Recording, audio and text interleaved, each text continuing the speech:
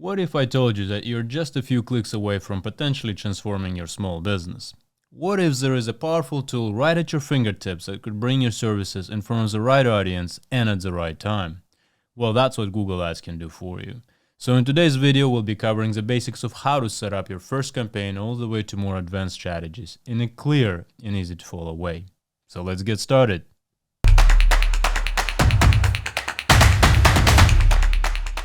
Alright, the first step when getting started with Google Ads is to go to ads.google.com. Whether you have a brand new account or you're working with the existing one, just click on Start Now button.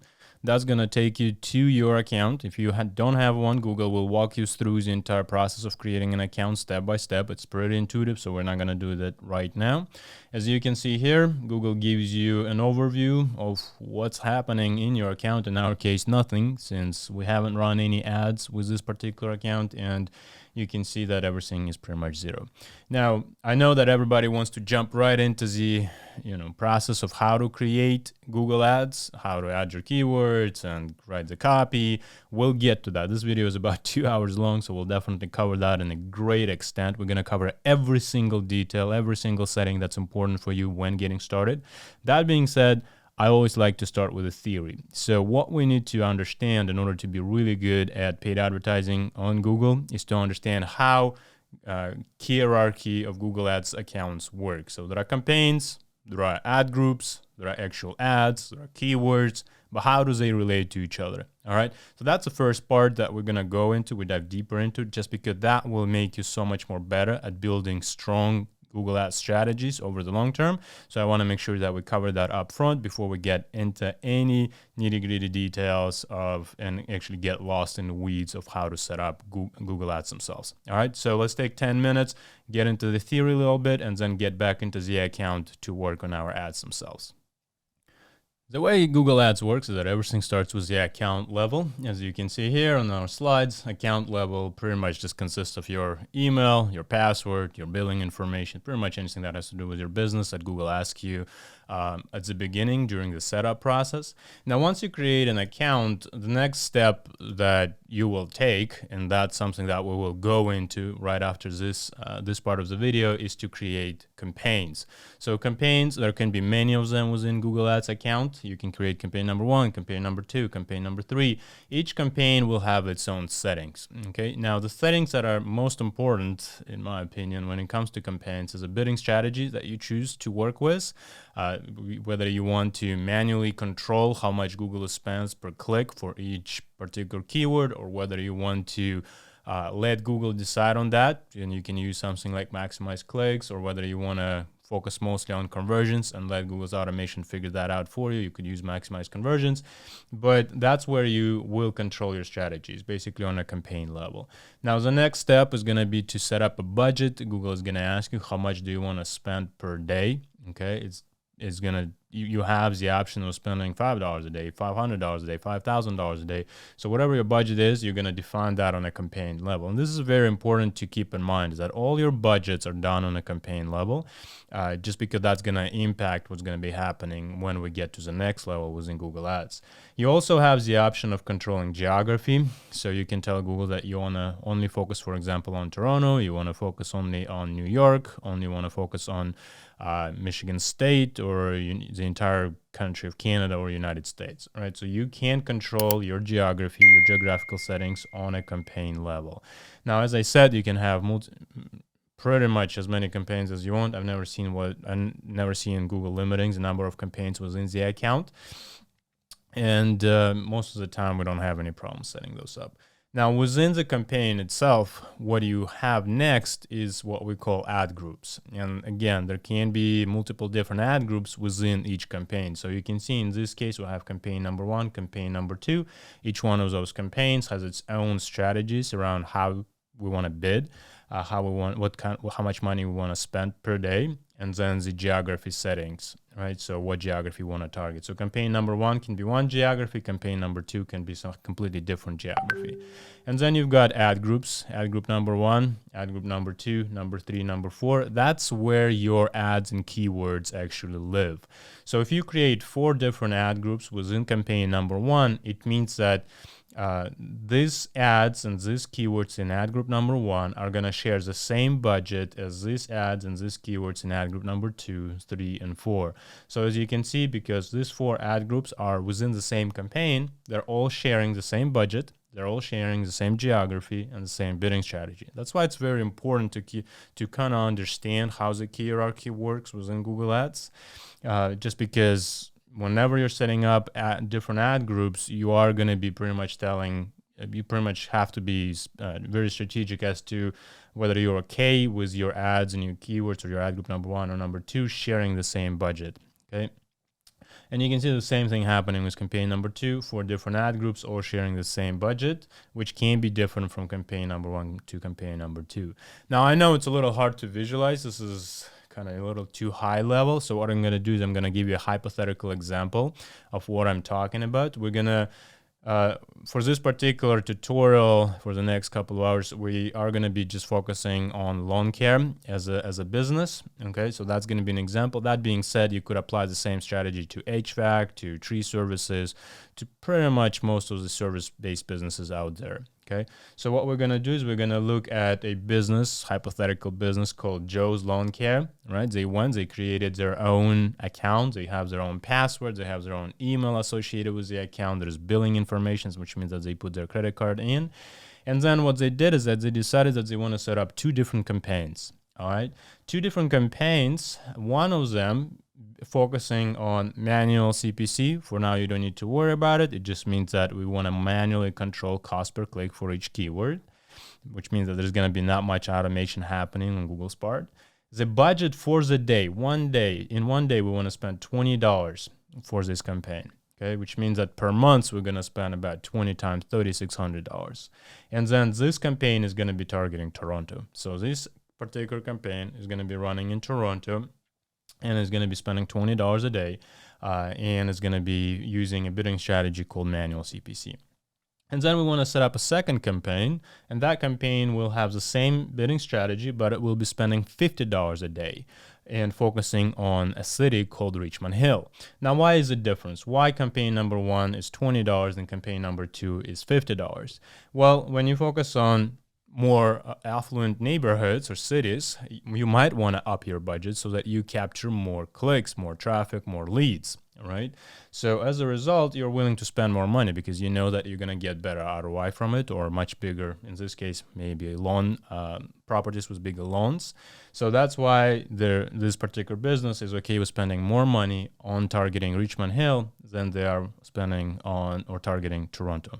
Okay, so campaign number 1 targets Toronto $20, and what we have is we have 4 different ad groups, just like in our previous slide. And one of those ad groups is going to be a service called lawn mowing. And then second ad group is going to be a service number 2 called aeration. Service number 3 is going to be in ad group number 3, fall cleanup. And then the last one is going to be sod installation. So as you can see in this particular example, what we're doing is basically creating a campaign that targets Toronto, spends $20 a day, and then list in that particular campaign ad groups by the services that this business offers in Toronto. So if in Toronto they offer lawn mowing, we're going to put that as an ad group number 1, aeration is ad group number 2, and so on and so on. And then when we go and we create an actual ad groups themselves, what we're going to do is we're going to create ads specific to lawn mowing in the ad group that's about lawn mowing. And then it's going to have keywords listed in that ad group that are all about lawn mowing, okay? And then the second ad group is going to be all about aeration. Third one is going to be all about fall cleanups. Fourth one is going to be sod installation. You can see that in Richmond Hills, they offer the same services: lawn mowing, aeration, fall cleanup, sod installation.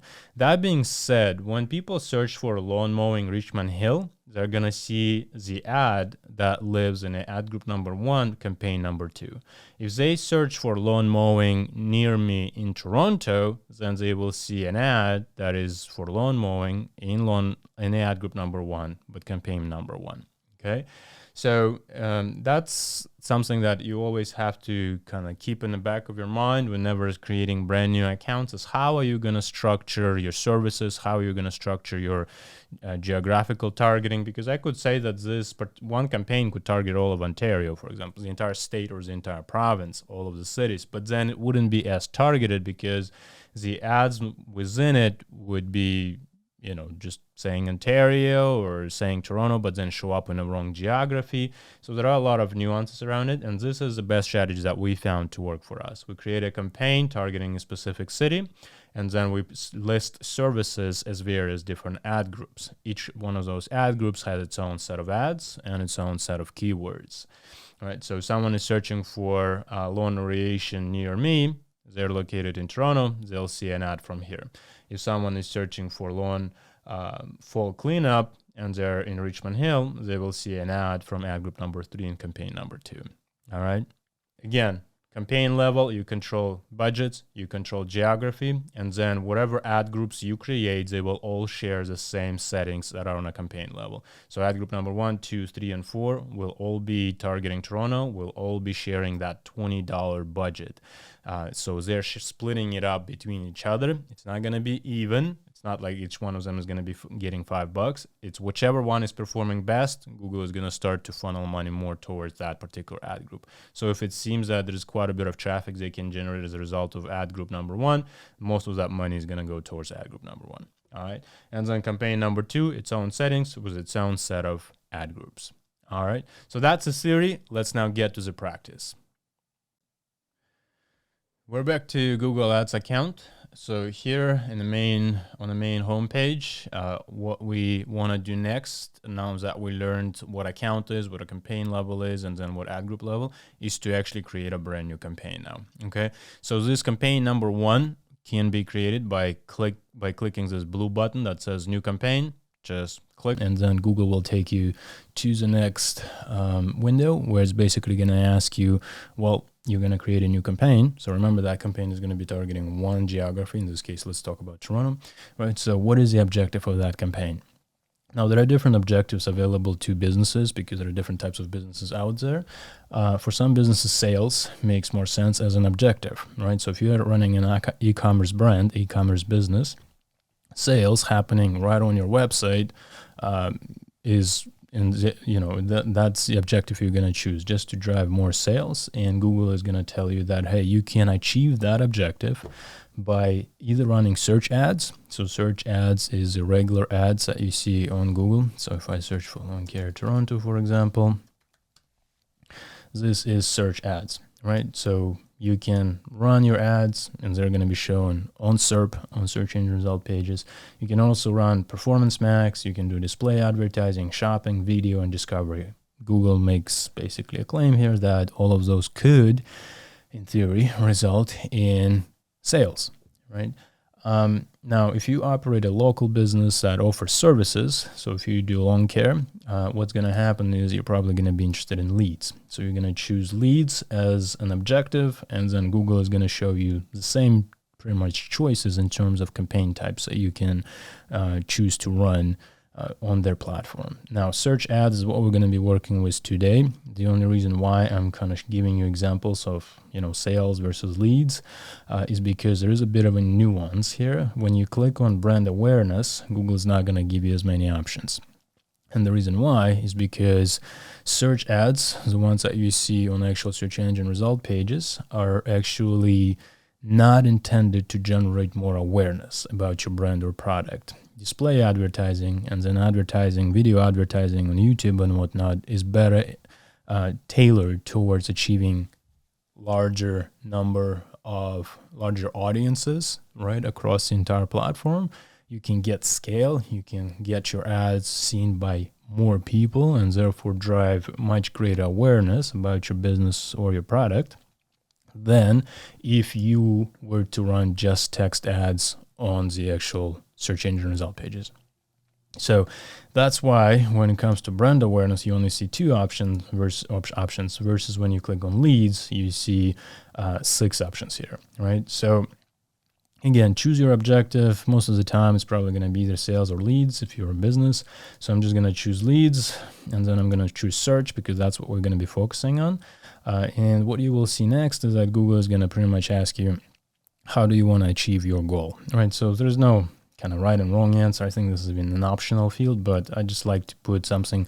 I say, I want to drive people to my website, right? So I'm basically going to run an ad. When people click on an ad, they're going to be taken to my website, and there they will be able to submit a lead form, ask for a quote, ask for a free estimate, whatever it is, and then get directly in touch with me. You could also run an ad with a phone button on it, right? So people could click on an ad and it goes straight to a phone call to your business. You could also run ads to drive more traffic to your GBP, Google Business Profile. If you want more store visits, you could run it to an app store for people to download your app, or you could do a lead form straight on the ad. So basically they click on the ad and it generates a lead form where they provide their names, their email, whatever information you need without ever visiting your website. Now, I'm a big fan of bringing people to my own websites. So I'll just say example.com, for example. And whenever people come to my website, I have control over the layout of it. I can, do conversion rate optimization to better optimize my copy, my website to convert those who do end up clicking on the site. If you're using Google's lead form or phone call, whatever it might be, you don't have really control over any of that, just because if they click on it, they go to call or a form and nothing happens on your own property. Not saying that we're still going to utilize this later. I'll show you how to enable it, but you don't have to do it at the beginning. So for now, just choose a website and put your website name here or your website domain here. Okay, so whatever .com, .co, .inc, whatever it is that you have. We're not going to focus on any conversions for right now. It is a separate video that I'm going to publish right after this one, and I'll walk you through exactly how to set up conversions on your site. It is something that needs to be done very well. So in my opinion, the best way to track conversions is to actually use Google Tag Manager. So I'm going to do a separate video where I will show you how to set up conversions using Google Tag Manager, as well as using Google Analytics, and how to feed those conversions back to your Google Ads account to make sure that the platforms communicate with each other and you're seeing the real data without any kind of issues. Okay. Here, just keep in mind, we're still on the campaign level, right? So Google is asking us, what campaign do you want to create? So in this case, I have taxonomy around names, how I set up my campaigns. I like to say something like EN in square brackets. It means that campaign is going to be targeting keywords in English. The copy in the ads is going to be in English. I'm myself in Canada, so we have two official languages, English and French. So one of the other options could be French as well, right? So if we are writing copy in French and we're targeting keywords in French, we're going to say FR, and if we're targeting English, we're just going to say EN. And then I like to put geography that this ad is targeting. Keep in mind, this is primarily a campaign setup for a local service-based business, okay? So if you're a local service-based business, landscaping, tree removal, plumbing, roofing, this is how I would set it up. And as I mentioned, when we were looking at the previous slides, every business is different. So if you run an e-commerce brand, your setup of your account and your campaigns is going to be different. This is how I do it. So English means that everything in terms of keywords and ads is in English. The audience we're targeting is English. And then the geography that this campaign is going to be targeting in particular is Toronto. Okay, and then I'll give it a name. Let's say lawn care services. Right, so we're going to show our ads for all the various different lawn care services in Toronto, and they're going to be in English. So this is the taxonomy that I use. The reason why I like to have taxonomy for my naming conventions is because if someone comes in later, a VA or someone else to manage the account, they can look at the name and know exactly what's going on, right? Okay, this is Toronto, this is lawn care services, and it's in English, right? And if I start offering plumbing services within the same business, it will say English, Toronto, and then plumbing services, right? So we can really kind of get a quick idea of what's going on in the campaign by just looking at the name. Click continue. This is where Google is going to take you to a bidding strategy option, right? Settings. So as I showed you in the slides, on a campaign level, you control bidding, you control budget, and you control geography. So here, the first question Google is asking you, what do you want to focus on? Do you want to focus on clicks? Do you want to drive more clicks, more visits to your website? Do you want to focus on conversions, right? So do you want people to buy more off of your website? Do you want to focus on conversion value, right? Do you want to focus on impression share? Because none of the conversions are actually set up in this account, Google doesn't give me an option to choose either one of this, and that's totally fine. We're just going to say we want to focus on clicks only, okay? We're going to change that later. We're going to actually talk a little bit more about various different bidding strategies in a later video. But for now, just choose clicks. We're going to fix it up later and set it up in a way that I actually like to run my ads. And we click next. And this is where Google is asking you for your geography settings, right? So what do you want to target in terms of geography for this particular campaign? So keep in mind, this is still on a campaign level. Remember we said campaign number 1, campaign number 2. This is campaign number 1. The bidding strategy is whatever you choose it to be. In this case, it's focusing on clicks. And then the next one is geography settings, and then the budgets and whatnot. So you can see here, something that Google gives you also an option for is called networks. So I do not want Google to show my ads via display network. So I don't want them to run display ads in this particular campaign. This campaign is just search ads campaign, text ads, the ones you see on Google. Okay, so I'm going to click choose networks, and I'm going to disable display network for sure. Okay, 100% don't need to include that. Disable it, don't need to have it. The second one here is optional. You can choose to keep it, you can choose to get rid of it. It's totally up to you. It can be enabled later as well. I like to start without it, disable it, maximize my spend and my returns off of Google first, and then I will layer on top later if I'm hitting kind of I'm not getting as many conversions anymore, not as many leads. What I might do is I might include Google search partners, and that will increase a little bit the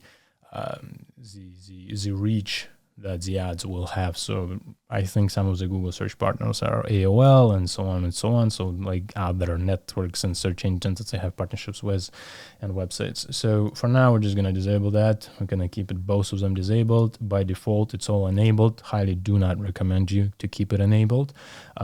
But you can change the settings later if you want to. Now, this is where they're talking about location. Right, so by default, they're targeting all countries and territories. You don't want to do that. If you're a local business just like in our example here, targeting Toronto, you're definitely not interested in providing your services to all over the world. So what we're going to do is we're going to choose enter another location. And then what we can click on this advanced search here. Okay, and Google is going to show you a window. In some cases, in some accounts, advanced search option is not available. I don't know why, but when you create a brand new account, this is not an option. It wasn't an option yesterday when I was just looking into the account, kind of prepping for this video, but now it's here. So if you don't have this option, all you have to do is just type the location you want to target into here. Okay. And Google will give you an option to target Toronto. You can say target Toronto. Now, it still works, but what it's missing is basically if I type Toronto here, okay, Google actually gives me a preview of how big of an area it is when it comes to Toronto, where my ads are going to be shown. So you can see it's basically, it usually means that the official boundaries of the city, right, is what Google takes into account, and it says that basically this is where your ads are going to be showing, all of this Toronto. Now, there's a little bit of a nuance. I know for a fact, since I live in Toronto, is that people do search for the keyword lawn mowing Toronto when they're in Toronto, right? So in Toronto here. However, there are certain parts of the city that they're kind of within Toronto, but they have their own names, like there's cities within a city. So in this case, Scarborough is something that's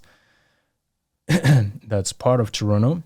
But when people search for lawn mowing in Scarborough, they actually say lawn mowing Scarborough. They mention the name Scarborough in it, which means that I want to exclude this area.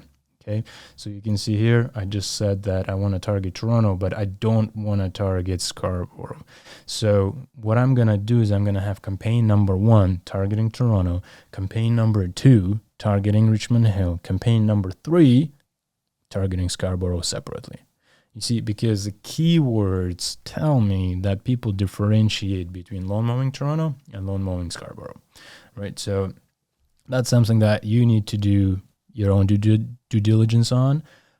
You do your own research and you figure out what it is that people search for, and then based on that, you will structure your campaigns in your ad groups. That's why we went through those slides at the beginning, is because it's very important to understand what happens on a campaign level, what happens on the ad group level, so on and so on.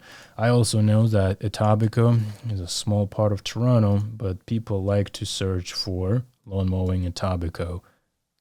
It's just clearly a different set of keywords, right? Etobicoke is being mentioned in the keyword. I'm going to keep it as a separate city altogether. Why? Because I want my ads to be very specific to what person is searching for. So if they're searching for lawn mowing Toronto, I want to make sure that my ads say Toronto in it everywhere. So people feel like, okay, if I click on this ad, I'll definitely find Toronto services there. Now, if they're searching for Etobicoke from Etobicoke, I want them to see an ad that doesn't say Toronto. I want them to see an ad that says Etobicoke, because people in Etobicoke feel like it's a separate part of Toronto, might not be even part of Toronto in their mind, and therefore the ad needs to say Etobicoke. And the same goes for Scarborough. So you can see here, I'm excluding Etobicoke and Scarborough from Toronto. Right? All I did was just, let's do it again. I just typed Scarborough in here, and instead of saying target, I said exclude. And now it's not part of my targeting area, so to speak, right? So it's no longer part of the where the ads are going to be actually shown.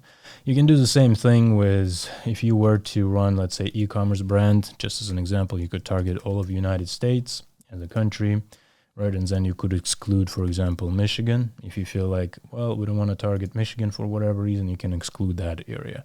So again, targeting and then excluding is a powerful feature. You should definitely be using it. We're going to say we're going to target Toronto. We're going to exclude Etobicoke, and we're going to exclude Scarborough.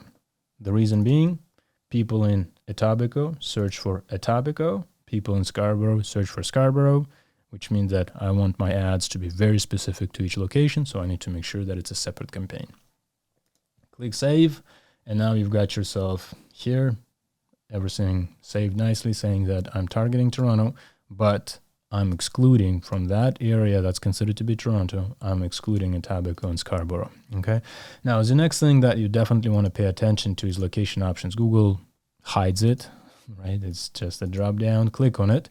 And then what they're saying here is basically you're targeting Toronto, which means that people regularly in, or who have shown interest in Toronto will see your ads. Now, I have no problem with people in Toronto, regularly in Toronto, but who have shown interest in Toronto is vague, right? So if someone lives in New York, but they show interest in Toronto, will they see my ads? Right, so a lot of times, everyone I know disable this first option and choose a presence instead. So people in Toronto or regularly in Toronto will see my ads. Okay, so anybody who is in Toronto, excluding these two areas, will see my ads. So they need to be physically here. Now, that works for local businesses. The reason why is because if I'm offering lawn mowing services to someone, I definitely want them to be present in the area where I operate, so it totally makes sense. However, if you are, for example, a travel agency, right, and you offer packages for people in Toronto, but you also offer packages for people in New York to fly to Toronto, the first option could totally make sense, right? So people who are in New York might be interested in coming to Toronto. They might buy your travel package, and then that's not going to be an issue in terms of targeting. But if you operate in Toronto, only servicing people in Toronto, definitely choose a second targeting option, just because that's probably going to save you dollars in terms of paid advertising. So choose presence. Now, the next thing that Google is, keep in mind, we're still on a campaign level here. Campaign number one, what we basically told Google is we just want to focus on Google Ads on search engine result pages, text ads only. We want to target Toronto, exclude these two areas, so people only present in Toronto. And then Google is asking you what languages do you want to target, the language your customers speak. Now, obviously, Google doesn't sit hopefully not, sit there and listen to what languages we speak via your phone or your desktop device or whatever you're searching for the keywords. They're going to basically use your desktop settings, your language that you have chosen in your desktop settings. So for me, it doesn't really matter if the desktop is in English or French. The reason why is because the keywords that we're going to put into this campaign in all of the ad groups within this campaign are going to be in English. So if someone who speaks French is looking for an English keyword, then I don't mind showing them my ads because they clearly typed English keywords into the browser or into Google search. So it doesn't really matter to me. All right, so we can keep this both enabled. For Americans, it's going to be English and Spanish, for example, as choices. You can always choose languages here, right, as well. So again, play around with the test to see what kind of results you're going to get. Something else that's available to us is to not just target keywords in terms of what keywords we want to show our ads for, but we can also layer audience segments on top of the keywords. So if someone is searching for lawn mowing Toronto, Google is basically saying, hey, you can choose those who have a certain parental status or those who have some kind of ownership status, right? Home ownership, so renter or home owner. Now, all of this is directional in my experience. None of it is guaranteed to be 100% correct. And I don't really care if someone is searching for lawn mowing services and they're 19 years old, or if someone is searching for lawn mowing services and they're 65 years old. No difference to me, okay? The only thing I care about is that they're looking for the service, and once I get on a call with them, we can close that person. So I don't bother with adding any audience segments. It's an option. I tell you about it just so that you know, but I never add anything that has to do with audience segments here. Here, the other settings. So by default, you can leave ad rotation as is to optimize for best performing ads. That's the best option, so you don't need to bother with this. You can also choose when to start to have a start date for your campaign. So if you wanted to, you could schedule it for 2 weeks from now, let's say 12th, or you can schedule it for tomorrow, right? So once you're finished setting up your campaign, you click publish, it's not going to run until the start date. So not something that's mandatory, it's just an optional setting. Something else you have option to control is the end date. So when do you want these ads to stop running? Again, you can set it up for a month, you can set up for 6 months, you can set up for 2 days. I don't set up any end date just because if I'm running lawn mowing, lawn care ads, I want leads to keep coming, right? So why do I need to have an end date? However, if you are running some kind of a seasonal campaign where you're basically running something around Halloween or Christmas, you might want to have start date, right, just before Christmas starts, and then end date just when Christmas ends, and so that it doesn't look silly when it's January 15th and your Christmas ads are still showing up on Google. So that's when end date is useful. Other than that, these ads are probably going to be just evergreen. Evergreen means that they run all the time, and then if you want to, you can pause them at any point yourself. So again, just giving you kind of a better understanding of what's available here. There's also something that we call ad scheduling. So some businesses believe that their customers are more likely to buy from them or to engage with them on specific days and specific times of the day. So if you wanted to, you could tell Google to run ads only on Monday to Friday, Saturday to Sunday, specific day of the week, or all days, right? So every single day, if people are searching for something, your ad is going to be shown as long as there's money. And you can also control what time. So if you feel like you can get better leads from 9 to 5, 9 a.m. to 5 p.m., then you can set that up as a setting here. You can also tell Google, I want to show my ads 5 p.m. to 9 p.m., whatever it might be, the assumptions that you're making, you can control them here. Now, I personally just leave it as is. Again, I don't care if someone is searching for something at 9 a.m., 12 p.m., or 11 p.m. at night. As long as they go to the site, they complete the lead form, and we capture their contact information, we're happy, right? So again, this is optional, but it's available to you in case you want to play around with it. I worked on large enterprise accounts where that had millions of rows of data, where they done an analysis assuming that they could do better than Google in terms of ad scheduling. and they set up certain times when they wanted to run an ad based on those millions rows of data and the analysis that they've done on those rows, and then it ended up performing worse than if you just left the setting as is. So again, I'm not saying that it's the case for every single account out there, but just test it, see if it works better for you with setting up specific time of the day or day of the week. It's up to you. The rest of the settings we're going to leave as is. It's a little bit more advanced topics. Maybe we'll cover all of what's available in Google Ads later. Otherwise, this video is going to be 5 hours long. So now this is your campaign settings, campaign level settings, right? So we chose to just run our ads on Google on search engine result pages. We are targeting Toronto. We're excluding some parts of Toronto. We want people to be present in Toronto. We are okay with people whose browsers are in English and French, and everything else is pretty much default here. Click next, and this is where it's going to take you to the ad group. So remember when we looked into those slides, there was campaign level, there was ad group level, right?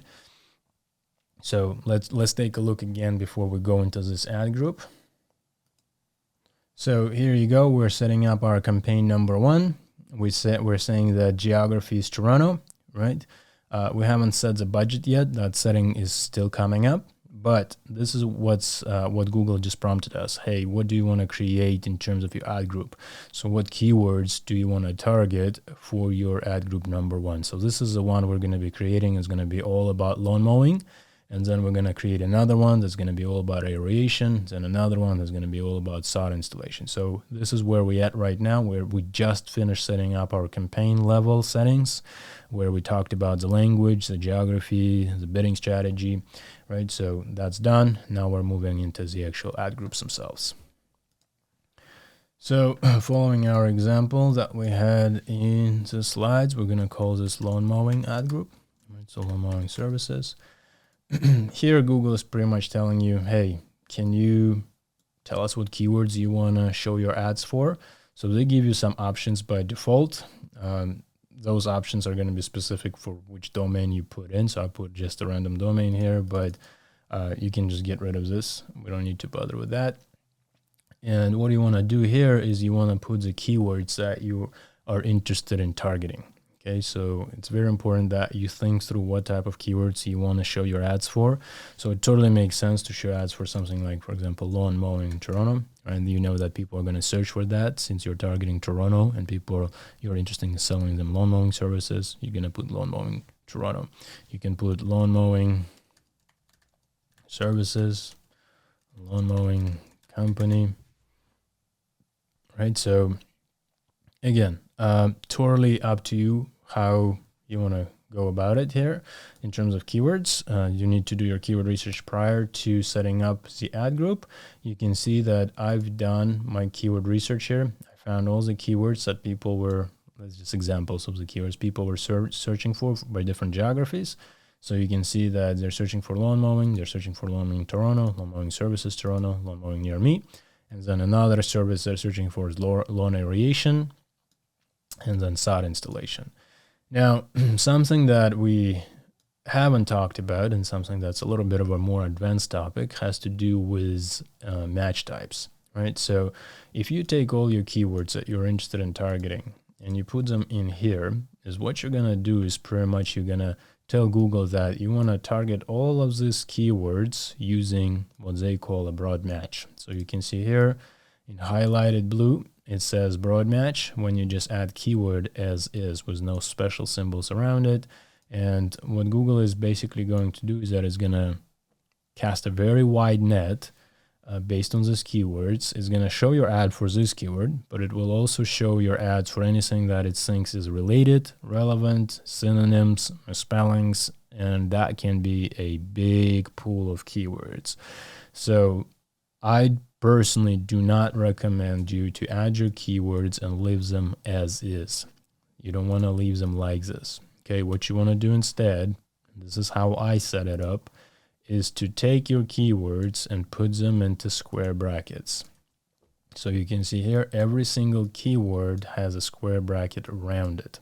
Okay, so now what's happening is that we're telling Google that we want to have exact match targeting for our keywords, which means that your ads are going to be showing only for this keyword and the close variation of that keyword.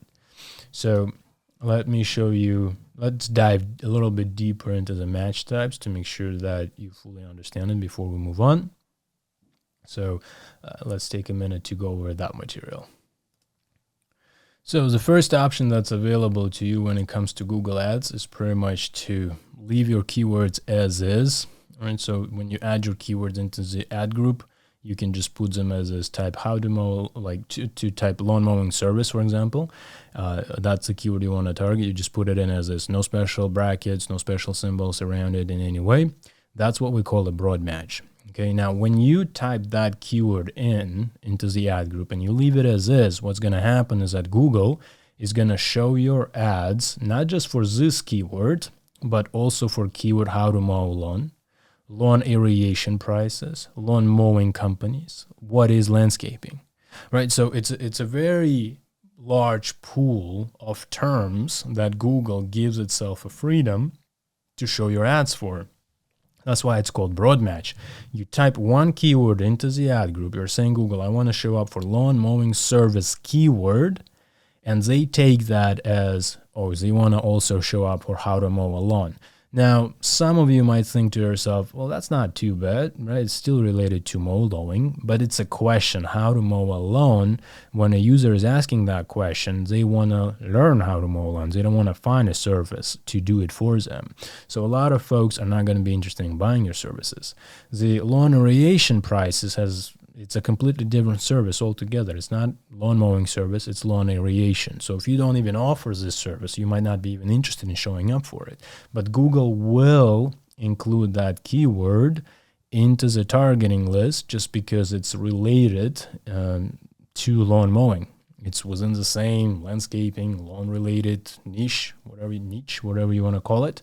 And they might also show your ads for what is landscaping. So somebody doesn't even know what landscaping is, they're probably not even going to buy the service. And they're not even looking for lawn mowing, they're looking around landscaping. So broad match is not something that I would ever use in my ad groups. I definitely try to stay away from it and apply a little bit more control as to what keywords I want my ads to show up for, right? So you can see this particular kind of boundary is pretty big. So, you put one keyword and you can show up for an enormous number of keywords. The other type of a match that you can have, a keyword match you can have, is called phrase match. So instead of leaving keywords as is, with no special symbols, what you do is you put quotation marks around it, right? So lawn mowing service, pretty much in quotation marks, means that you just applied phrase match to that particular keyword. So ads may show on searches that includes the meaning of your keyword. And so it's a bit more tighter targeting in this case. It's not going to go random into landscaping, but it's still quite a bit loose. So for example, you're interested in selling lawn mowing service, you're in Chicago, for example, Google is gonna show your ads for keyword Chicago lawn mowing service.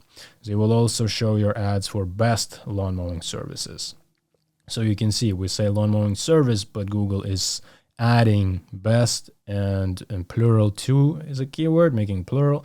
So not too bad, not too random. Services for lawn mowing, so the meaning is still the same. And then they might also show your ads for worst lawn mowing service company, right? So again, not something that we want to appear for necessarily. So it's very important that once you start running your ads, you pay attention for what keywords you're actually appearing for. So in this case, this is called phrase match. It's a little bit tighter in terms of targeting. Not as broad match, but still not perfect in my opinion. So what you can do next is you can do what I just showed you earlier in the actual account itself. I put square brackets around it. I like to start with exact match. So what it means is that I want to show up for the keywords that have the same meaning or the same intent as my original keyword. Okay, that's all I want. I want the same meaning, the same intent. Intent means that people will want to buy the service, and meaning means that it needs to be about lawn mowing. Right? I don't want people who are searching for what is lawn mowing, what is landscaping, how to mow a lawn, what is a lawn mower. not interested. It's different intent. I want commercial intent. I want people to buy.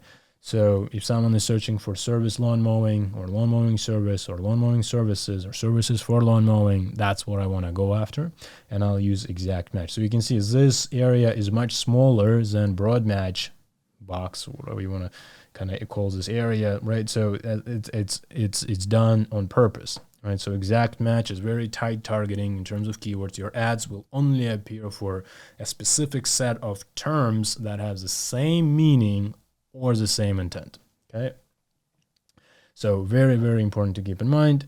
Phrase match is a little bit looser, so you get more keywords that your ads will show up for, but not as crazy as something like broad match. I never use broad match.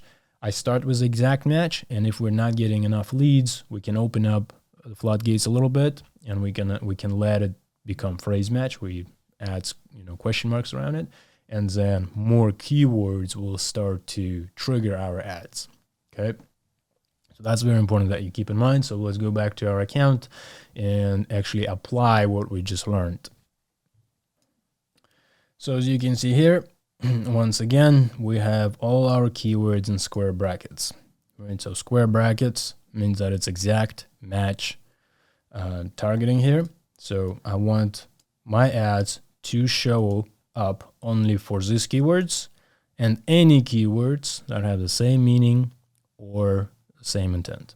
Okay, so I like to do everything keyword research and all the match types ahead of time in a spreadsheet. It's just a simple formula. Okay, simple formulas here. Just adding square brackets or quotation marks around the terms. But you can see we've got an actual keyword that we found using various different tools like Keyword Planner or SEMrush or Ahrefs, whatever tool your heart desires you can use for keyword research. You take that keyword and then you add square brackets around it, or you add quotation marks around it if you want to do phrase match, or you just leave it as is if you want broad match. Once again, I don't use broad match. I start always with exact match, which means that I'm going to take keywords and square brackets, put them into my ad group, and I'm going to keep it this way. Now, if we find that we're not getting enough leads or enough traffic from this campaign, what we'll do next is we'll take phrase match and we'll add it on top of exact match. So exactly the same keywords are added now instead of square brackets are added with quotation marks around it. So I'll keep both. I'll keep them both of these sets running together. So I'll have square brackets included and phrase match keywords included, the ones with the quotation marks around it. So that's if I feel like I'm not getting enough leads or traffic or whatever. To start with, I start with exact match, right? What tends to happen is that, just something to keep in mind, is that because these keywords are very exact, obviously a lot of other businesses are going to be competing for it. So your costs are going to be higher than if you go for, so how to mow a lawn, right? The how to mow a lawn might not get as many business to bid on it because the intent there is not to buy, but you can show your ad for it and get traffic, but that traffic might not result in actual business. So whenever you're doing exact match, you tend to go after more competitive terms, which means that costs tend to be higher. You can see here, Google is basically telling us an estimate, weekly estimate. We're expected to get 21 clicks based on the keywords we put in here. The weekly cost is going to be $405. So that's your 1 week of running your ads is going to get you $405, and your average cost per click is going to be $19. So not cheap, fairly expensive. You can run the same analysis if you just take these keywords and you replace them with this. It should technically re-estimate. So you can see here, 56 clicks at $743, right? So you're getting more clicks, higher overall cost, but lower cost per click. Because there might be some keywords that your Google will show your ads for that might not be actually on point in terms of intent. So while you're still getting clicks, you might not be getting as many conversions, right? Click doesn't mean somebody buys from you. So it's just something you'll have to practice and get better at. But like I said, I like to start with exact match. I'll just start with exact match. I'll put it here and call it a day. Okay, so here's an estimate. Estimates are kind of hit and miss, and doesn't always work out the same way as Google claims it here. I get average cost per click anywhere between $2 and $10, $11, so it doesn't even go as high as $19. Just something to keep in mind, cost per click. So again, run it, test it, see what happens. Now, this is your keywords. Now, what we need to do is basically to tell Google that we want to run ads against those keywords, right? So if you still remember, this campaign is supposed to be targeting Toronto. So as you can see, keywords here mention Toronto, some of them. And when we say lawn mowing near me, because our campaign is set to target Toronto, anyone who says near me in Toronto is going to get our Toronto ads. So here, what I'm going to do is basically give a final URL where I want users to go to. So it's very important that that URL is actually that it actually works. So let's say that it's example.com/lawn mowing Toronto. Let's say, for example, that's a page where we want people to go to. When they click on our ad, they will go to that page. On that page is going to have a lead form that they can submit, right? So it's very important that you keep that, that you check this URL, it actually works, it goes where you need it to go, and that when people click on the ads, they don't end up going to some broken page. Okay, or so you don't end up going to a page that's not a Toronto, that's in New York, for example, right? You want to make sure that people click on an ad for a keyword, lawn mowing Toronto, click on the ad, go to the page, and that page is all about lawn mowing in Toronto. Now, display path is optional, so if you look over here on a preview, you'll see that what I can do is basically say services, and Google will will show that in a URL. So this is a masking URL, I guess. It's not actual URL where the user ends up going, but you can just add keywords in there. Lawn mowing. As long as it fits within 15 characters, you're all good. So you can see here example.com/services/lawn mowing. All right, so if someone looks in the ad, they might see that, oh, okay, the page I'm going to is actual services for lawn mowing. I want to click on the ad, right? So it's more intended to provide a user with more reasons to click. That being said, you can just leave it as this if you wanted to, and it's just going to be showing your brand, your business, kind of a domain or a homepage, which is totally fine as well. I've never seen any difference in terms of, clicks and click-through rates, if there is a keyword in here or not. I think it's purely your own choice. So do what's right for you. If you want to include the keywords in here, include the keywords. If you don't, you can leave it empty. Now, this is where the more or less annoying part of Google Ads starts to take place. This is where you actually need to go and create ads themselves, right? So this is a keyword that I'm interested in targeting, which means that I want to make sure that my ads actually mention the keywords I'm going after. So I like to say lawn mowing Toronto. Now keep in mind, this needs to be up to 30 characters, right? So very important that you stay within the limit, because if you go longer, Google is not going to approve your ad. So let's say lawn mowing Toronto services best, just an example. You can see as soon as you go above the character limit, Google is going to stop you and tell you, hey, you can't do that. So this is the first headline. I'm going to have lawn mowing services Toronto. I do like to have all my ads written this way with a capital letter, right? So every single word starts with is capitalized. I think it looks better, it looks cleaner, and draws more attention to an ad, but that's just personal preference. You can also, lawn mowing company, right? So here you go. As you hit each keyword, Google starts to kind of highlight them here, saying that, hey, you hit this keyword, good, you're using it in your headline. So they actually want you to use your keywords in your headline. If you click on more ideas, Google is going to give you some ideas here. You can also type lawn mowing company near me, and then it's going to highlight, or at least it should. Here you go, it highlighted a bunch of them. Now, to me, it kind of looks weird if someone is searching lawn mowing company near me, right? You can say something like near you. I think that speaks better, and Google still understands it as near me. So in my opinion, from copywriting perspective, it's probably better to say near you than near me. So that's just my 2 cents on it. And then what you do next is just keep creating the headlines. The one thing that I always recommend is to utilize all of the headlines that are available to you. So if you click on plus sign here, Google is going to give you 15 headlines to fill out. You should fill out all of them. Okay. All of this are opportunities for you to put a keyword in, as well as to put a bit of a sales copy. So I like to say, get a free lawn mowing estimate, right? So you see too long, maybe we'll get rid of one character, get free lawn mowing estimate, get a quote today. Let's say get a free quote. So not everything needs to say lawn mowing services, lawn mowing company, lawn mowing this, lawn mowing that. Some of the headlines can be a bit more sales focused, sales oriented. So it's definitely recommended to do that. You can also click on, options here. Google is going to give you ideas, right? So what you can actually put into your headlines. Again, just use your creativity and try to fill out as many of this as possible.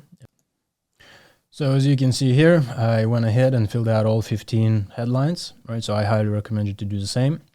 You can see that I took my keywords that I'm targeting, everything that has to do with Toronto, and I put them into the headlines. Variations, right? Various different variations of the same keyword. Some of these are a bit more sales focused. Get a free lawn mowing estimate, get a free quote today.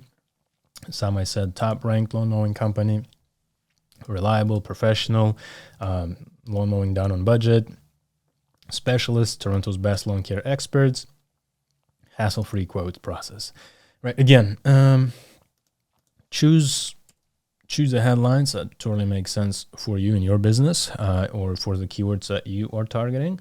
It's very important that anything that you create in these headlines actually speaks to your brand and you stand behind it, right? So if you're saying you're professional business, professional service, make sure that you provide professional services. Now, the next thing that you need to do is you need to give Google descriptions. So you can see you can create up to 4 descriptions, and I do recommend you to create all 4. So, they go ahead and write the copy. Now, this copy is not 30 characters. It's actually 90 characters in this case, so it can be much longer. So I like to say something like, we are Toronto's top ranked lawn care company. Contact us today for a free quote, right? 81 characters out of 90, good. That totally works, but you're basically communicating with the user. So if you look over here, this is what your ad is going to look like. It's going to take one of your headlines, another one of your headlines, and then put a description underneath it. So you can see it's kind of weird when you put too many headlines that have the same keywords in it. So what Google is going to do is the reason why it has 15 headlines and 4 descriptions is it's going to actually play around with them and match them and see which combination is actually driving better results, driving more clicks, driving more conversions. So they're going to play around with those. You can see here, if you want to view what those different variations would look like, you can kind of scroll through all the different variations, right? So again, take your first description, write that up, then write your second one, third one, fourth one. Make sure that all of the descriptions are filled out. So as you can see here now, I have filled out all of the descriptions, right? So this is more of a sales copy. I still mentioned keywords in it. So lawn care, lawn mowing, kind of related to each other. I definitely mentioned Toronto. Let our experts handle all your lawn mowing needs. Transform your lawn with our professional mowing services. Book now. We make your lawn look its best. Reliable mowing services at your doorstep. Something else that you can do is you can use ChatGPT, for example, to write this copy for you. It's just going to spill out 10, 20, 30 different examples of descriptions. You can just pick the ones that you like, optimize a little bit around keywords, and you got yourself a really nice copy in your ads. But as I mentioned, this is your ad copy, okay? It's once people click on the ad, they're going to go to this page. You put the URL into this field. You need to make sure that URL works. You create all 15 headlines, right? So give us some variations of those headlines to Google. a little bit of a sales copy in some, a little bit more optimization for a specific keyword in others, and then you put 4 out of 4 descriptions. You give Google 4 out of 4 descriptions. We're gonna take care of the rest of the stuff later, so we don't need to worry about anything right now. There are things like callouts and extensions and sitelinks. We're not gonna do that right now. We're gonna do it later. So I'm just gonna click done. Okay, and what I've got is the first ad group, lawn mowing services. That ad group has keywords in it that are all exact match. So we want to appear for these keywords. And we've got one ad, and this is all you need. You just need one ad with 15 headlines and 4 descriptions. Okay, click next. You've got an overview here. So Google is telling you, hey, do you want to have a budget of $532 per day? Average daily budget seems a little bit too ambitious. So what you can do is you can set a custom budget, and we can say daily budget of $20, for example. And what Google is telling us that for $20 a day, you're gonna get yourself 11 clicks per week. It's gonna be in total $140 per week, and your average cost per click is gonna be $13. Now, again, all of this is very directional. This is not guaranteed to be the case. Google does provide those insights based on the data they have access to, but it doesn't mean that it's going to end up being exactly the numbers. So I would say start with 20. If you feel good about your ads, you can put whatever number you want, $50, $100, $1,000 a day. Obviously, it depends on how much volume you want to generate. If you're a really small shop, you probably start with 20. If you're a bigger shop, you can go as wide as you want. But if you have large budgets spending per day, you might not want to use exact match. You might want to use exact match and phrase match just so you could open up more keyword opportunities for your ad group. Something important to keep in mind about this daily budget setting is that even though you're telling Google to spend $20 a day, it won't actually go and spend $20 on every single day. So what will happen is that on some days Google might spend as little as a couple of dollars. On some days it might go and spend twice the amount of your daily budget, so $40. Right? Why does that happen? So if you think about your customers, they might be searching for your services on weekdays when they're at work or they're at home. However, when on Saturday and Sunday comes around, they might go to the cottage and they might not be around. So what happens is that there is no demand in the market. So Google has nobody to show your ads to, and therefore is going to be spending way less than your daily budget.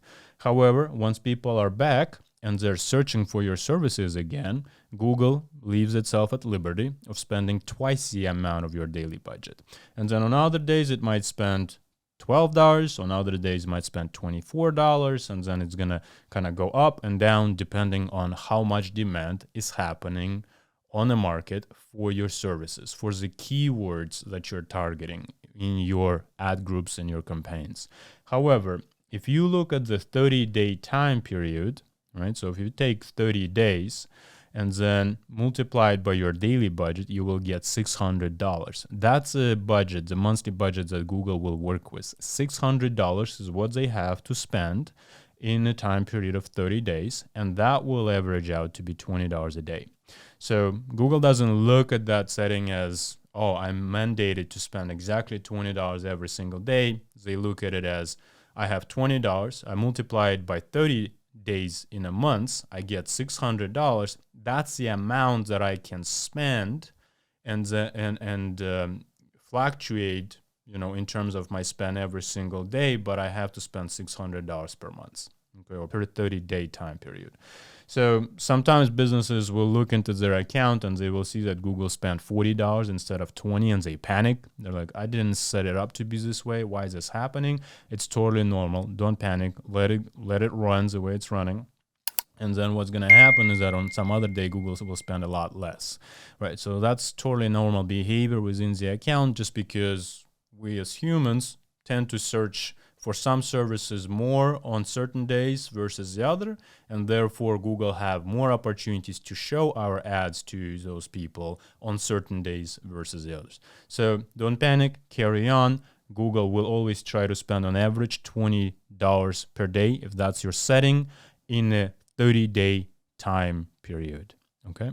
So in this case, we're saying that it's a daily budget of $20. Remember when I said on a campaign level, the budget is on a campaign level? This is still on a campaign level. Daily budget of $20. Click next. So as you can see here, Google is asking us to review our campaign. All right, so everything that we've talked about for the past an hour or so. So here you can see the name of the campaign is EN in square brackets, means that our ads are going to be in English, our keywords are going to be in English. The geography we're targeting is Toronto, and then the service that we're going to be creating this campaign around is lawn care. Everything that has to do with lawn care, right? We are creating campaign that's search campaign, so it's going to be running ads on search engine result pages, right? The regular text ads. Objective is generate more leads.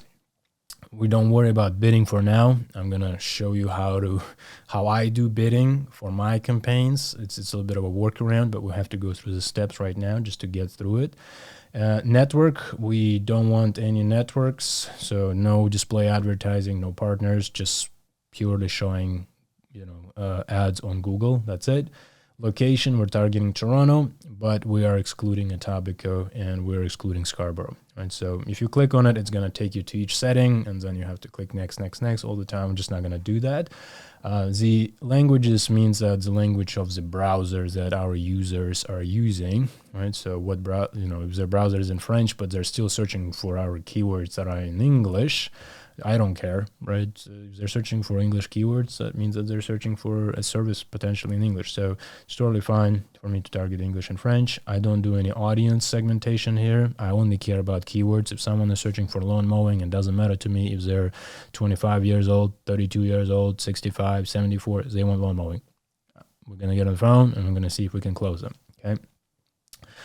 We basically put 8 keywords in this particular ad group example. We used our lawn mowing services exact match keywords. So there was a total of 8 of them. We put those in and we have one ad, but with 15 headlines and 4 descriptions. Okay, so it's a pretty big ad. So the budget is for that particular campaign is $20 per day. So this is essentially what we just created. Okay, so good job. This is everything that you need to know to get started. And now all you have to do is just click publish campaign. Now, I did mention that I'm not going to use a bidding strategy that Google kind of gave me by default where it says clicks. So what I'm going to do right now, your ads are not yet running. So you have submitted your campaign. It needs to be reviewed by the algo, right, by the automation, Google Ads automation. And then once they're reviewed, they're going to start to appear on Google. What I'm going to do is I'm going to pause it because I'm going to still make some changes to my Google Ads. Okay, so to the campaign I just created. So let's take a look at what changes I'm going to be making. You can see here it's also saying that my ads will not appear because I don't have my credit card put in. So obviously if you're running your ads, you want to put your credit card information in. So click on fix it and put your credit card information into the account to make sure that Google is able to bill it. Otherwise your ads are not going to be running. I'm going to hide this and I'm going to swap the view here. Okay, change view. I'm just very much used to the old way that the user interface looked like. So everything on the left, I'm just more comfortable with it. That being said, if you prefer the other one, just stick to the other one. What I'm going to do is I'm going to go and I'm going to click. You see here, I'm in my campaign. There's only one campaign on this entire account right now, and it's called EN, English, Toronto, Lawn Care Services. I'm going to click on settings. So I'm going into campaign settings, and you can see here under bidding, if I click on it, I can actually change my bid strategy. Okay, so this is very important here. We have an option to not just focus on clicks, we can also focus on other kind of primary goals, KPIs that we have in mind. So I'm going to click on change bid strategy, and right away Google tells me that, hey, you can choose clicks. If you set up your conversions, which we're going to do in a separate video, the link is going to be up on top once it's published. So you can click on that and go there. You can also focus on conversions, right? That being said, what I like to do is I like to click here, select a bid strategy directly. Google says not recommended. I do recommend it. So click on that. And now Google is giving you options here. You can actually set up automated bid strategies where you can maximize clicks. What does that mean, maximize clicks? So we're going to do a separate video on bidding strategies, but maximize clicks essentially means that for those $20 per day that you told Google is your budget, Google is going to try to get as many clicks as possible. Okay? You're basically telling Google your only objective here, and I'm very much simplifying it. So for those of you who are SEM experts and you want to go and criticize me in the comment sections, by all means do this. I'm talking to a service business owner, the one who's just getting started, so I'm keeping it simple. Maximize clicks, you're telling Google that for $20 a day, you want to get as many clicks to your website as possible. Okay? Google's objective is just to get traffic to your site, not somebody who will buy, not somebody who will become a lead, just clicks, just traffic. So if your keyword selection is good, if the keywords you chose to target, they're good, they're very much, they have the intent to transact, this is a fairly good strategy to focus on. They're going to get as many clicks as possible. And if your landing page where the person goes to, the page on your website, the one that we put the URL for, into the ad, if that page is very well optimized, you've done some conversion rate optimization, you've tested it, there's good copy on it, good images, there's a lead form, a phone number to click on, then you're probably going to have good conversions as a result of that as well. Maximize conversions means that you're not telling Google, hey, get me as many clicks as possible. That might convert. What you're telling Google is get me some clicks to get as many conversions as possible. Right? So you're telling Google, try to identify for me people who are most likely to convert or buy or become lead on my website. Now, this is more advanced bidding strategies and clicks, because here you're asking way more from Google. You're asking them to find folks who will buy from you, right? So if your website is brand new, if your whole account is brand new, Google is not going to have any data to work with. So it's not really efficient, in my opinion, to run maximize conversions from the start. The rule of thumb that we have in the industry is that you want to switch to maximize conversions when you've had 30, 40, 50 conversions that took place on your website as a result of Google Ads in the last 30 days. So if you had a month where you had 30 conversions taking place on your site, you can start to switch to maximize conversions from, let's say, maximize clicks, right? Because now Google, what it does is that it gets a better understanding of who were the people that actually ended up submitting a lead form on your site. There was 30, 40, 50 of them, so Google was able to build a profile. They were able to say, oh, I see, at this particular time of the day, at this particular day of the week, in this particular neighborhood, whatever it might be, or this particular desktop computer that they have, or this particular mobile device that they have, these people, looking at all of those different data points, are more likely to buy. So let's go find more of those. But Google needs something to work with. If you're asking it for something that's such a huge expectation, is that I want you to bring me people who will buy, right? So if you click on maximize conversions, you're basically asking Google to find people who are more likely to buy. If you don't have any data in your account, it's not really going to get you more people who will buy, because people will have to go, Google will have to go and actually try to learn and figure things out, because there's nothing to work with in your account. So what I like to do, we're going to go over the rest in another video, but clicks and conversions, you got to get an idea. Clicks is get me as many people as possible to click on my ad, versus conversions, get me some clicks, but as many conversions for those $20 a day as possible. What I like to do is I like to put it at manual CPC. What's going to happen now is that I will be able to control exactly how much Google will spend per click on each particular keyword. Okay, what do I mean by that? Let me click cancel and let me go into my keyword list here. So right now you see that my keywords are basically, because it's a brand new account, there's no data, but it shows me all the keywords here. There's a column that says keyword, match type is exact, right? So Google knows that it's a match type is exact because the square brackets are here. The ad group is lawn mowing services. The status is not approved because it needs to go get through approval. And then the final URL, impressions, basically all sorts of data, right? So we don't have that because it's not running yet. So if I go back to settings and I switch my bidding strategy, I click on change bid strategy, select directly, manual CPC, click save. Now if I go into keywords, Google will add an extra column over here that says max CPC.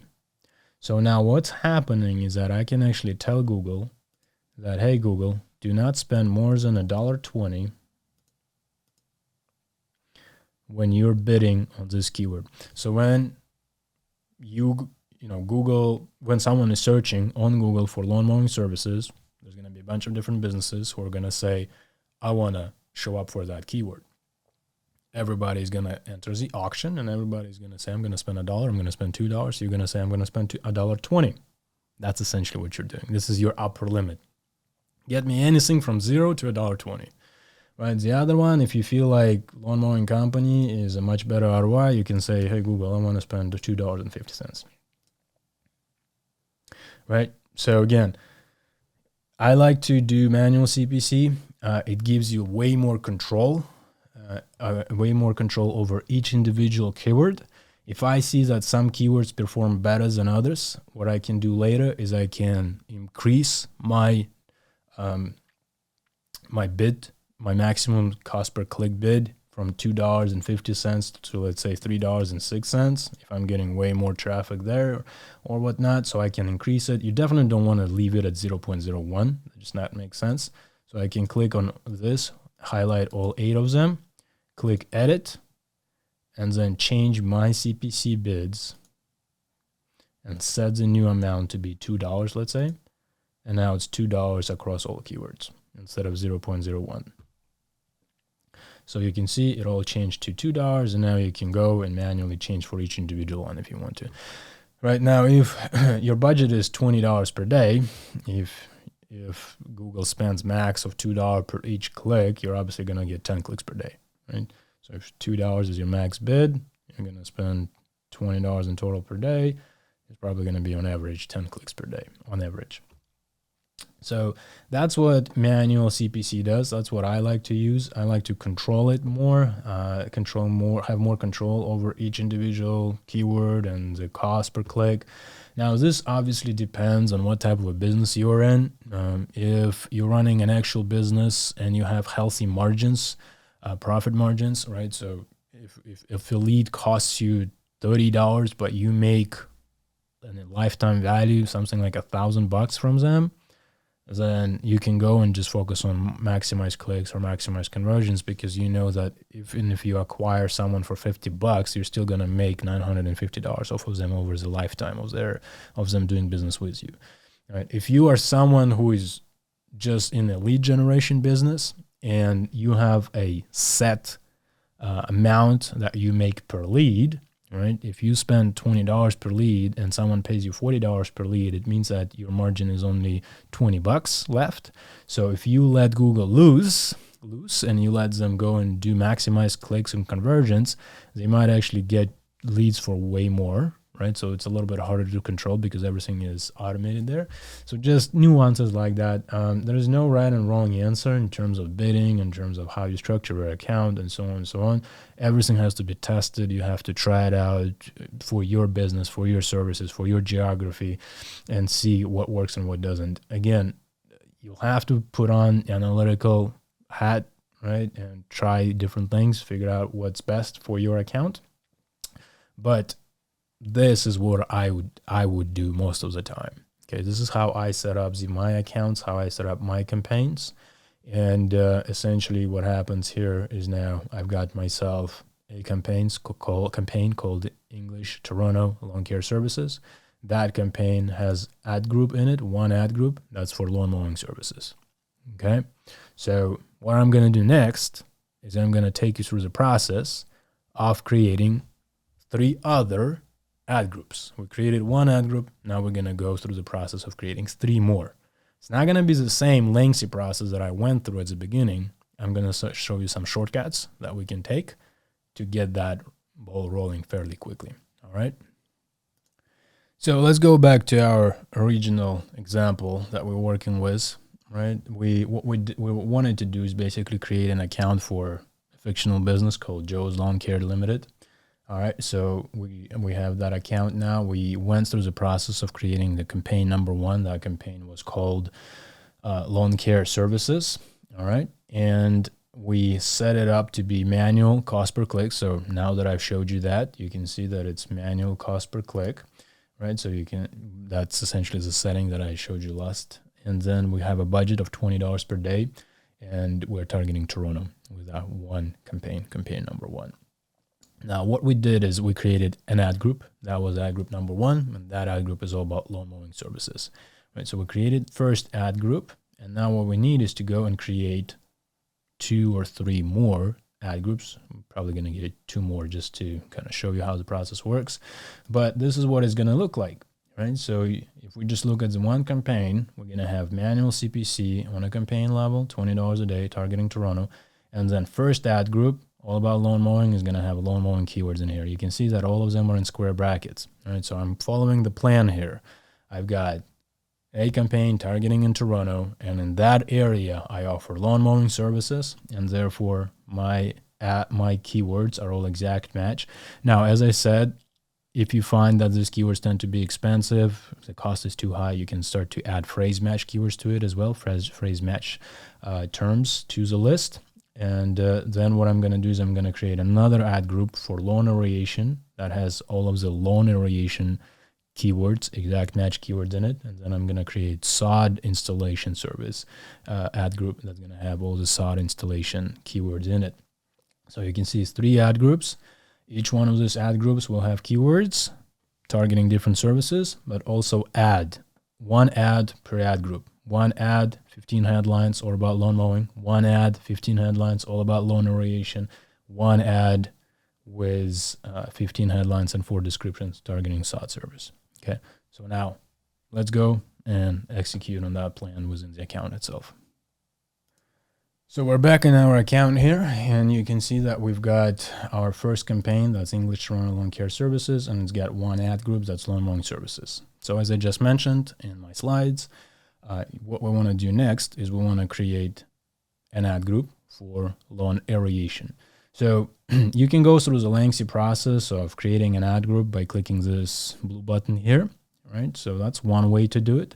The other way is just to check mark this. The problem with this particular step, just when you go and create a new ad group, is that you have to create everything from scratch. You have to create all the headlines, all the keywords, everything from scratch. I don't want to do that. I'm in the business of saving time here and making money. So what we're going to do is we're going to click on this box, highlight lawn mowing services, and then we're going to do is we're going to click copy. So we copied this ad group.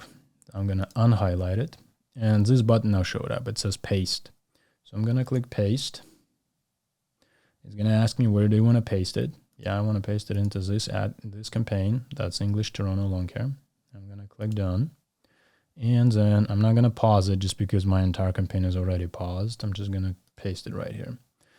It will take some time, but once it's done, what's going to happen is that you're going to create an exact duplicate of your lawn mowing services ad group. Exactly the same keywords, exactly the same ads. Now, obviously, we don't want 2 duplicate ad groups. So what we're going to go and do is we're going to click on a copy, and we're going to change it from lawn mowing to lawn aeration. Okay. So once it pastes, it's going to say done. You can see here, it says lawn mowing services number 2. It says not eligible, right? So it needs to be approved, blah, blah, blah. Don't worry about it. So we're just going to click on this edit button, and we're going to say lawn aeration services, save. So now I've got myself 2 ad groups instead of 1, lawn mowing, and lawn aeration. Now what I'm going to do is I'm going to click on lawn aeration, and it's going to take me to these keywords that I have here, right?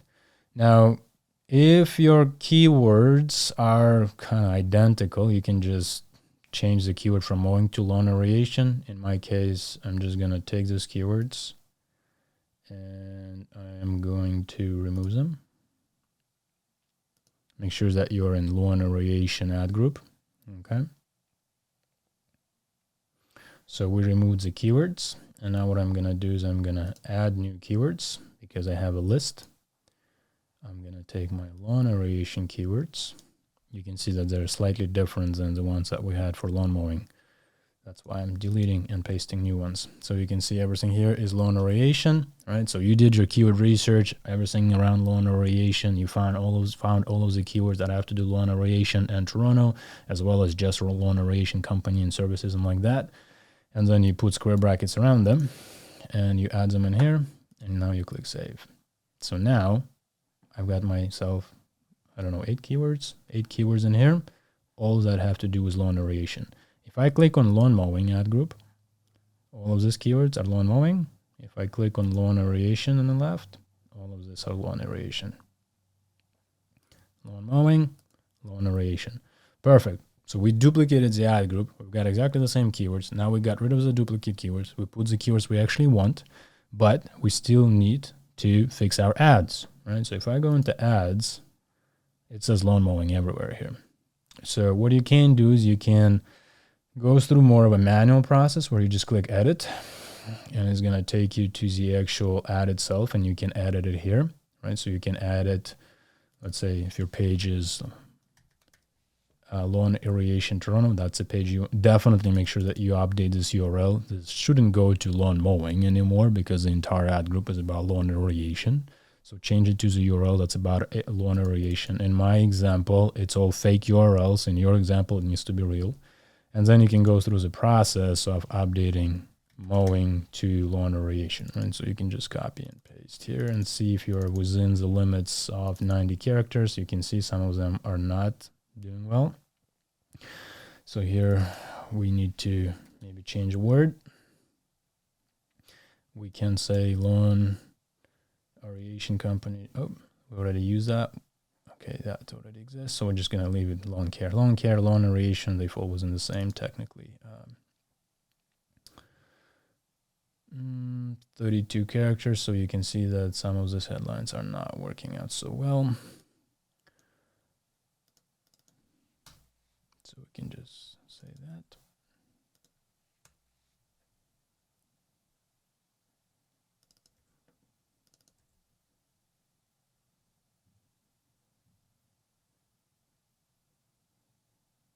So all I'm doing is looking for mowing and changing it over to aeration. Right? If you're happy with all of that, you've got yourself now an ad that says, instead of lawn mowing, it says lawn aeration. Right? So you're targeting all your keywords hopefully correctly. Everything is fine. And that should work for you just fine. So in this case, it's not highlighting for some reason the keywords. It's just might be because of the way that we created this ad group. But once you start running ads, it's going to tell you how well your ads are performing. So it's definitely going to switch from poor to strong or whatever the choice is. So something that I'm going to do is actually for the sake of an experiment. This is the way you do it manually. So I'm going to click cancel. Okay. What I'm going to do instead is I'm going to show you a bit of an automated way where it still says lawn mowing, so I canceled all the edits that I've done. And what I can do is I can click highlight this ad within lawn aeration. I can say edit, and then I can say change ads, right? So what I did is I highlighted it, click edit, change ads, and then in here you can see that I can actually edit my final URL. So I can change it to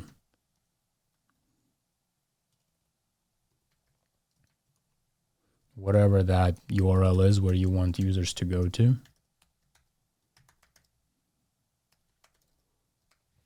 Right? Click apply. And what's now going to happen is that this ad is now going to have a final URL that's lawn aeration instead of lawn mowing. So if I click edit, you'll see that the URL has been changed to lawn aeration instead of lawn mowing. Okay, click cancel. Then I'm going to do the highlight again, edit, change ads. I'm going to do find and replace. I'm going to find mowing in headlines and descriptions. I'm going to replace with aeration. Now, what's going to happen here is that, and I'm going to preserve original ads capitalization. So if it was capital letter mowing, it's going to be capital letter aeration. If it was lowercase mowing, it's going to be lowercase aeration, right? So you want to keep that kind of consistent.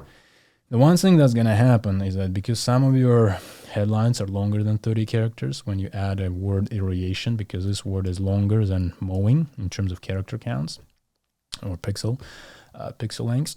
So then what's going to happen is that it's going to give you an error.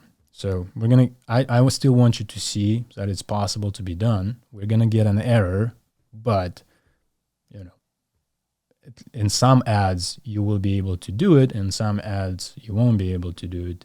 Like in our case, you can see that it gave us an error saying that the value is too long. When you get this error, what you have to do is now you have to go and do the actual edits manually yourself. Okay, but I just wanted to make sure that you still know that you can do kind of a bulk change from mowing to aeration if you choose to, by just kind of highlighting and editing the ad via the other way. So that being said, we're just going to have to go manually through this again and update the ad. So I went ahead and changed all of the ads. So you can see here it says, well, we already changed that through the bulk edit on aeration, but I went ahead and changed it back from mowing to aeration. Some ads some headlines you can obviously rewrite if you feel like something worked well for lawn mowing but doesn't work so well for aeration. You can just go ahead and rewrite the headline. Descriptions are now basically saying lawn aeration instead of lawn mowing. So you can just click save ad, and now you've got yourself an ad that's all about lawn aeration living in your ad group. That's all about lawn aeration. And then in lawn mowing, you've got an ad that's all about lawn mowing. Right, so it's as simple as that. You've got the keywords that are lawn aeration, and then you've got keywords that are lawn mowing. The same process you can go through for sod installation. So we'll run one more time through the entire process. I'm going to click on campaign here on the left, and then I'm going to go into ad groups, and then I'm just going to highlight lawn mowing. I'm going to click copy, uncheck it, paste it into this campaign, done, paste it. And what it's going to do now is that it's going to quickly duplicate the ad group, and it's going to create exact copy of lawn mowing, which means that we'll have to go into the lawn mowing one as a duplicate, and then we'll have to replace every mention of lawn mowing with sod installation. Now, why do we do that? Is just to save time. We don't want to go through the entire setup of the entire ad group and so on and so on. In some cases, it makes sense to create from scratch. If your ad groups are drastically different from each other, then it totally makes sense. But if it's just a swap of keywords here and there, then I would say duplicate it and just replace the words wherever is necessary. So you can see I took the duplicate and I said sod installation instead. I'm going to click on that. I'm going to look the keywords. Keywords need to be removed because they're all about lawn mowing, but we are looking at sod installation. Click remove, confirm. All of the keywords are now removed. I'm going to go to my keyword research document. I'm going to take sod installation. I'm going to add the keywords, paste it, save it. Something I've noticed is that there's actually an error here, LSOD. So we're going to change it to sod. So you can see here actually, as this is a good chance for us to talk about a little bit about match types as well, is that if you wanted to, you could switch it over to phrase and broad. So you can see if I switch it to phrase, Google automatically adds quotation marks. And if I switch to broad, it just removes every symbol or exact. Right? You can also click edit and switch it here into phrase, switch it to exact, whatever your heart desires. So again, this can be swapped at any point, and then you can see that, don't forget, if you're running manual CPC on your campaign level, right, that's where your bidding strategy is, which it means that every single keyword has a bid maximum CPC assigned to it. So you'll need to change the max CPC bid. I'll just set it to $2. I always set it to $2 when I start. So what's going to happen is that Google is going to start running ads, and then it's going to quickly start telling you that, hey, $2 is too small, $2 is enough. Like, it's going to start to give you warnings that you can work with. But 0.01 is definitely too small. Okay, you want to get rid of 0.01. You can see that over here. You can also change that setting as well. So max CPC. So we're just going to say $2. Save. And voila, everything is $2 now. All right, so $2. Let's go check loan variation. Did we change it to $2? No. So we can click here, change to $2, save. Okay, so any new keyword you add is going to be now $2, but these ones are still 0.01. So we need to edit, change max, $2, apply.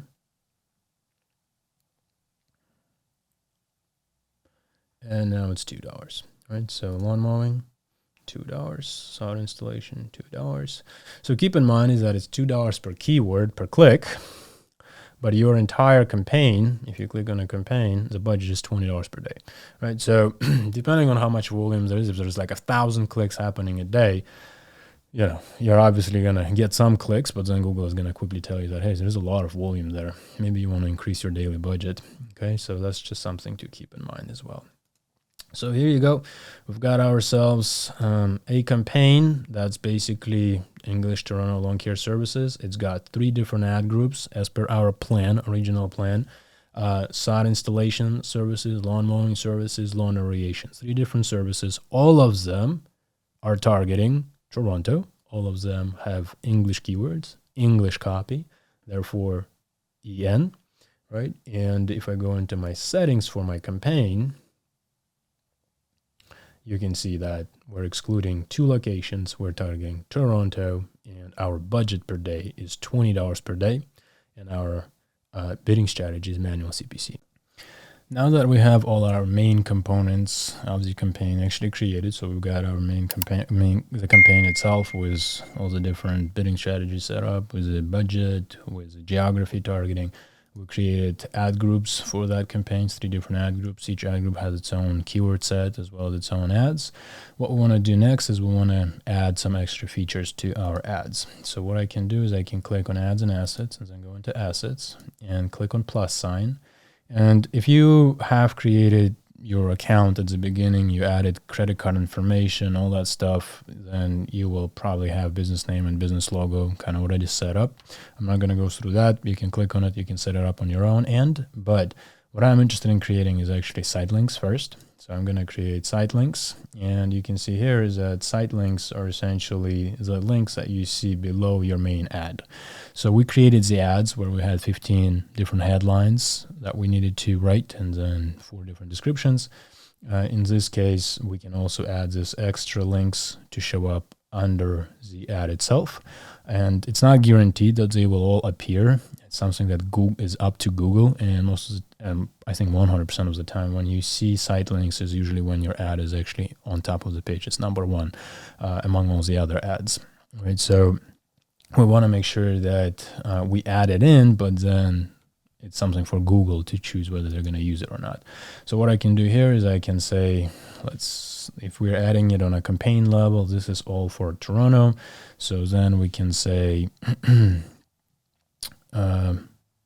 maybe lawn care specials, right? We offer special discounts for various groups.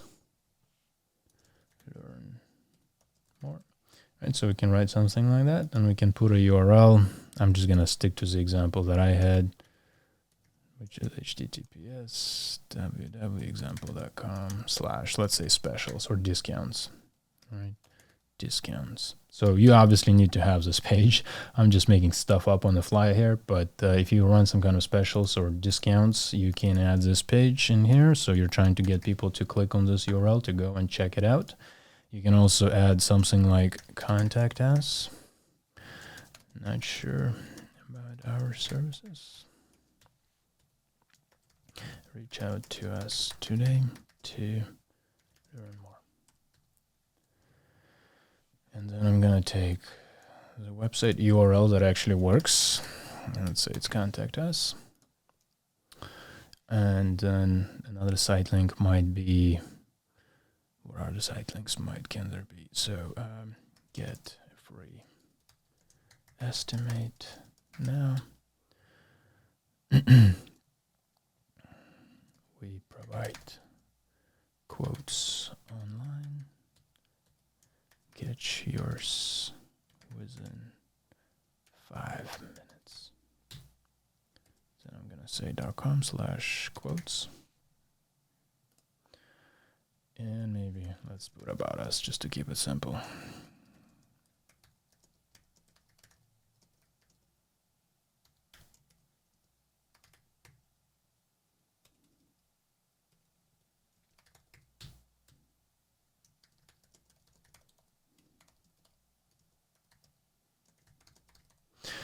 And then we're gonna put about us.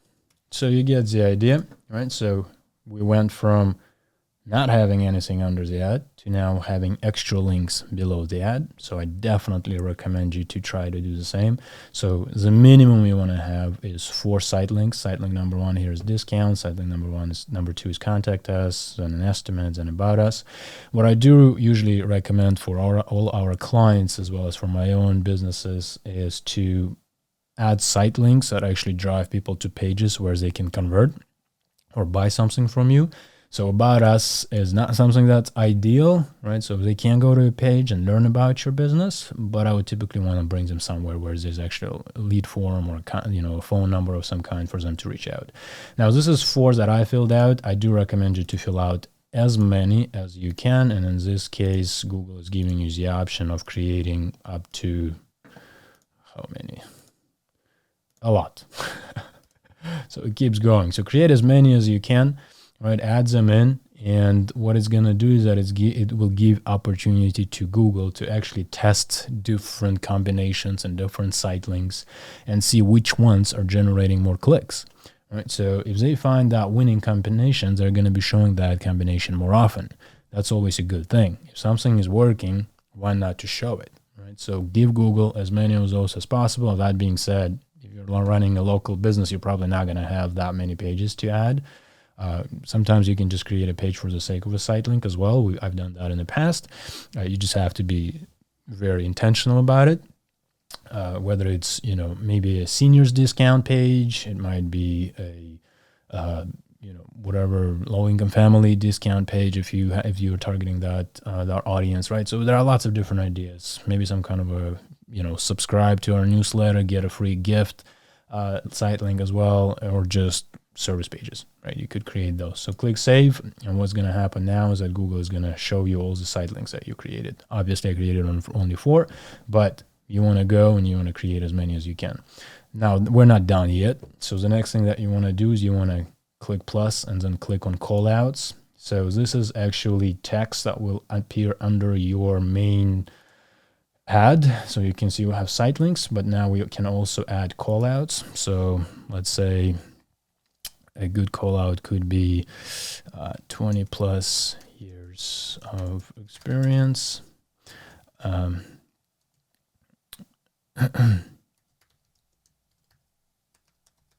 Free estimates.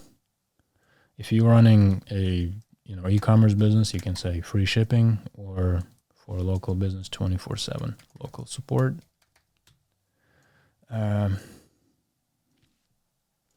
Emergency services, loan services, right? So it's quite relevant to, let's say, tree service businesses, or roofers or plumbers to put something like emergency services call out. I don't know if lawn care is a really good fit for it, but you can use that as well. Toronto, local Toronto business. So basically you're trying to put call outs that make you stand out compared to your competition, right? So lots of different ideas out there. Just, keep writing as many as you can. So we can add another one. Let's say local experts, top customer service reps, satisfaction guaranteed, fast response,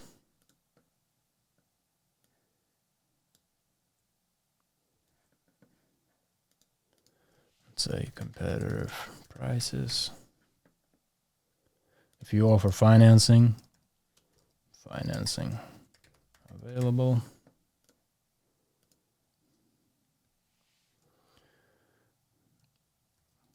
Free cancellation if you offer that. Discount for military. Right, so you get the idea. Keep going, add as many callouts as you can. There used to be a limit, but it seems like Google has lifted that. So add as many as you can. There are also examples online. Use ChatGPT, ask it to come up with all sorts of different callouts for you. You can put something like award-winning company, RS reseller, custom quotes available, stuff like that. Essentially what you're trying to do is just give Google as many different variations as possible of those callouts to make sure that it can play around and test those variations to make sure that it finds the ones that drive more clicks and conversions. So now you've got yourself site links, you've got yourself callouts created here as well. Click on plus and then click on structured snippet. Here it's a little bit different from callouts, is that it has some kind of a header in front of the actual text. So if I choose, let's say, service catalog, it's going to say here in the ad service catalog, and I'm going to say lawn mowing, lawn aeration, sod installation, snow removal. So a lot of lawn care companies offer snow removal in the winter. Lawn maintenance, fall cleanup. Let's say if you do landscaping, a bit of a generic statement, but sure.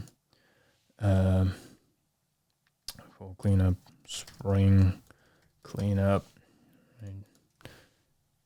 Bush trimming, tree pruning.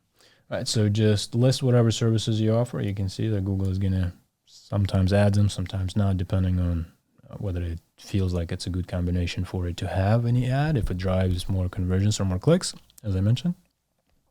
And you can choose a different, for example, different header, right? So I'm going to save this one, service catalog. That's the services that we, let's say, offer. Right, sorry, where is it? Yeah, structured snippet, service catalog. I can click on this and add another one. And I can say neighborhoods, right? And I can say, yeah, let's say financial district.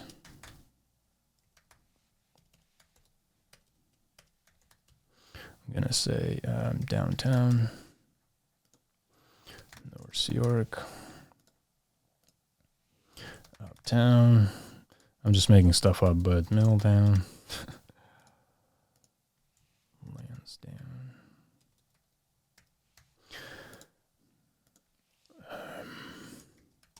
Right, so again, you can create another one that's neighborhoods. You created one for service catalog. If you offer courses, brands, amenities, degree programs, destinations, shows, styles, types, whatever you want, you can add that in and you can click save. And now you've got yourself 2 structured snippets that Google can test and play around with. Okay, highly recommend you to create as many as you can.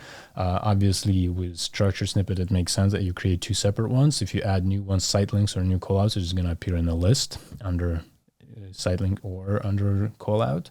The next one that we want to do is we want to create a call button. Okay, so whenever someone is on mobile phone, they're going to be able to actually click on a call button, and then it's going to go straight to a call, calling you. On desktop, it's going to appear as a text. So the phone number is going to appear as a text on top of the ad. So definitely not clickable, but good for just general awareness. So if you are in the United States, keep it United States. If you're elsewhere, let's say Canada, you can put a phone number here. So I'm just going to copy this example. Obviously for you, you're going to put the number that you have. Don't put an example in there. Put the number you have. And then what you can do in particular, this particular example, I didn't touch any advanced options for other features, other site links and extensions. But for this one, it seems much more relevant. If I click here, advanced options, I can actually tell Google not to show this call button, let's say on specific days or times. So I show it all days, but if I'm only picking up phone calls at 8 a.m., until, let's say, 8 p.m., you want to make sure that you add it here, right? So you don't want those calls to go nowhere, because every time somebody taps to call, what's going to happen is that it's going to be considered a click, and they're going to charge you for that. So $2, $5, $19, whatever cost per click is. So you can control that, and you can tell them only show this phone number, let's say Monday to Friday. If you don't work Saturday and Sunday, Monday to Friday, 8 a.m. until 8 p.m. Click save.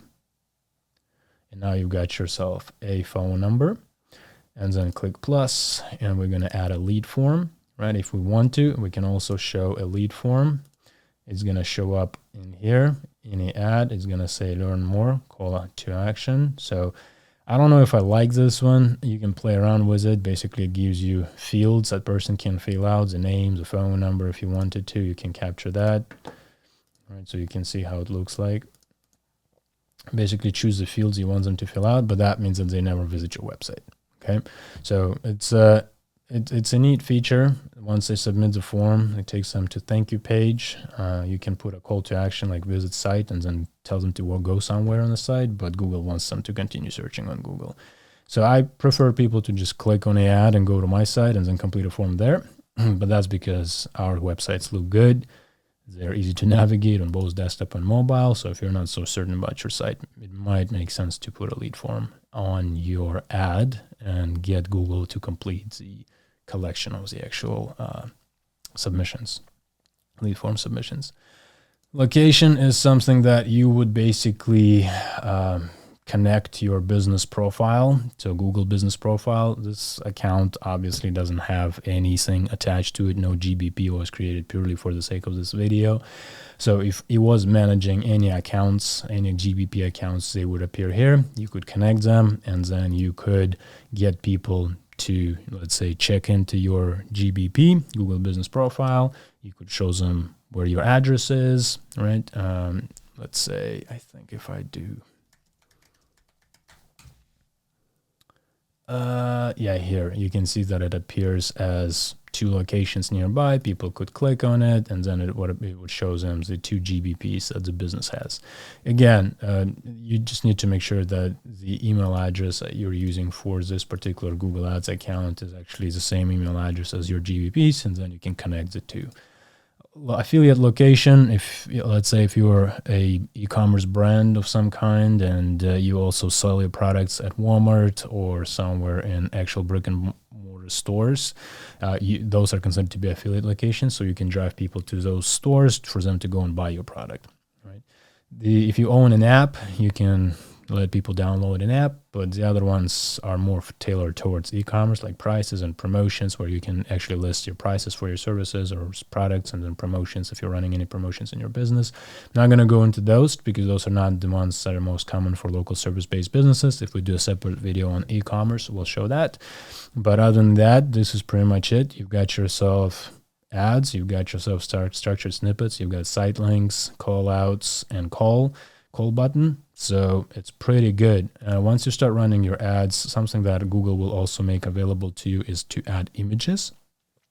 So once your account is approved, you've got all your billing information, credit card added in, Google is going to give you the option to add images as well. So I do recommend you to come back to this particular settings later on in a few days after starting to run your ads, and which will happen is basically you'll see a little bit more options available to you here.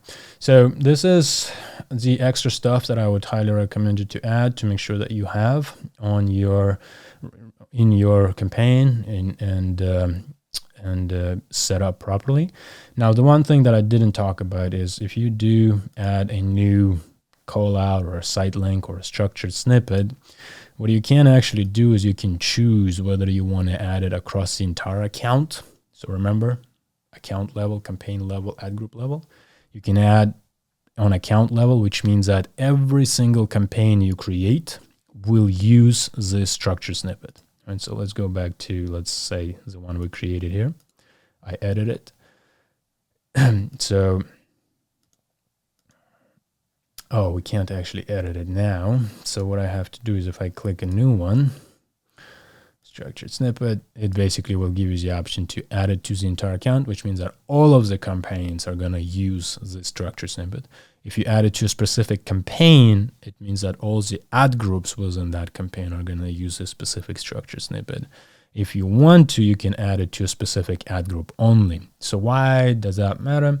If you have something that is, let's say, a call out where you do 24/7 customer support and it's just across your entire business, you can add it on account level, because it's no matter what ad group you have, no matter what campaign you have, it just applies to all of them.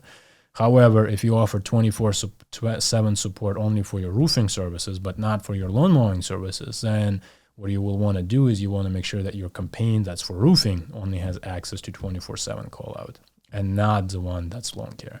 So in this case, I would choose campaign, and I would choose a campaign to be the one that's lawn care or roofing and not lawn care. If you have some call outs that are specific to only a specific ad group, then you choose a specific ad group, and now it only applies to that ad group. Okay, so there are nuances to everything here. I definitely recommend you to check it out, play around with different settings. There are plenty more that we didn't go through. It would just take us 5 hours just to do this video, but we definitely went over everything that you need to know to get started. Okay, once you start running your ads, you can see, once you create them, Google is going to say everything is approved, even though I didn't really enable anything yet. It says that ads are approved. So the algo, the automation has approved all the ads. There's no any kind of violations in terms of the copy.